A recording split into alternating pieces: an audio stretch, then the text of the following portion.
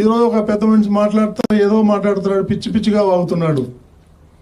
ఎందుకంటే వాళ్ళకి ఈ సాక్షి ఎవరైతే ఉన్నారో ఆ గజ దొంగలు వాళ్ళు హిందువుల మీద దాడి చేస్తున్నారు. మనమేమన్నా జెరూసలేం గురించి మాట్లాడుతున్నామా, లేకపోతే వాటికన్ సిటీ గురించి మాట్లాడుతున్నామా? మాట్లాడట్లేదు కదా.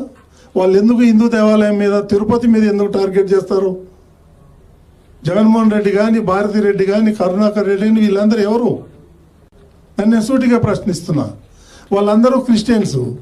వాళ్ళేంటి మన హిందూ దేవాలయం మీద దాడి చేసేది? మనం ఊరుకుందామా, ప్రతిఘటిద్దామా అని చెప్పేసి నేను యావత్ ప్రపంచానికి నేను తెలియజేయదలుచుకున్నాను. ప్రతి చిన్నమైన విషయానికి రాద్ధాంతం చేసి హిందువుల యొక్క మనోభావాలను దెబ్బతీస్తున్నారు వాళ్ళు. రమ్మనండి భారతి రెడ్డిని, జగన్మోహన్ రెడ్డిని, వచ్చి తల్లిళ్ళు ఇచ్చి గుండు కొట్టించుకొని నామాలు పెట్టుకొని కోనేట్లో మునిగి ఎలవనండి దర్శనానికి. అప్పుడు మేము జై అంటాం వాళ్ళతోనే. రారు, ప్రసాదాలు తినరు, తిరుమలకి రారు, పట్టు వస్త్రాలు సమర్పించడు.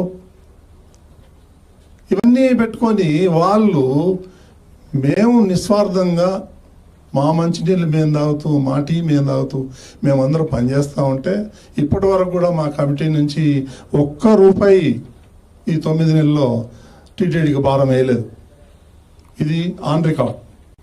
ఇంత మేము మంచి పనులు చేస్తూ ఉంటే వాళ్ళకి ఓర్వలేదు. ప్రతి ఒక్కడు ఆ వైసీపీ వాళ్ళు టీటీడీని టార్గెట్ చేయటం ఎందుకు? ఏంటి రీజన్ ఏంటి? మనం ఏమన్నా వాళ్ళ చర్చిలకో లేకపోతే ఇంకోటికో మనం వెళ్తలేం కదా వాళ్ళ జోలికి. వాళ్ళు ఎందుకు వస్తారు మన జోలికి? ఇప్పుడు నేను 18 సంవత్సరాలు అయింది టీవీ5 పెట్టి.